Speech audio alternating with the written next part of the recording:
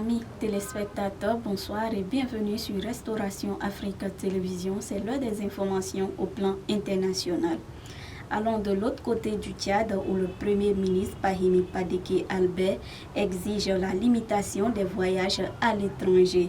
Le ministre tchadien Pahimi Padeke Albert a signé en date du 8 juin une note circulaire adressée aux membres du gouvernement relative aux voyages à l'étranger. Le chef du gouvernement demande une gestion efficiente et efficace des maigres ressources en minimisant les déplacements à l'extérieur.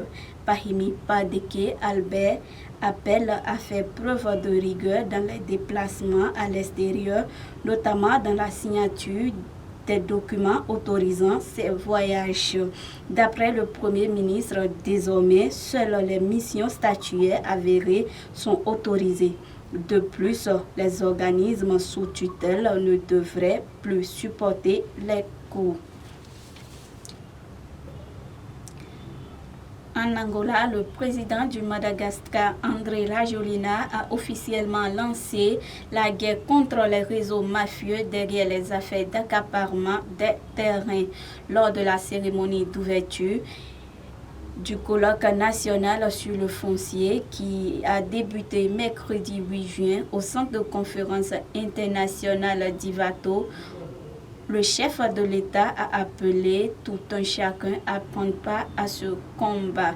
André Rajoelina a lancé un appel solennel aux simples citoyens, aux maires, aux chefs de région et à tous les responsables étatiques pour dénoncer tous les cas d'accaparement de terrain au niveau de leur Fokontany, commune, district, région respectifs.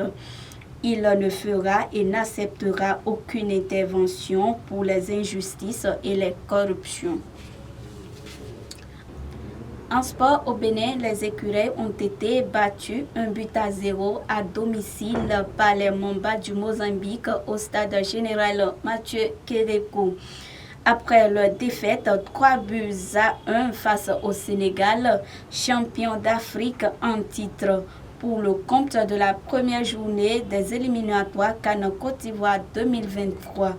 Les poulains de Moussa Latoundji ont marqué l'occasion de se lancer dans le groupe L pour cette campagne des éliminatoires de la CAN 2023.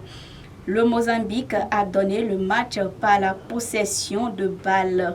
En première partie du jeu, sur une passe décisive, Renildo a servi génie dans la surface de réparation béninoise.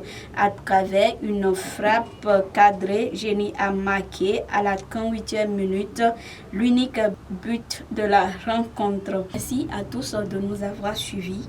Toute l'équipe de Restauration Afrique Télévision vous souhaite un très bon week-end. Que Dieu vous bénisse.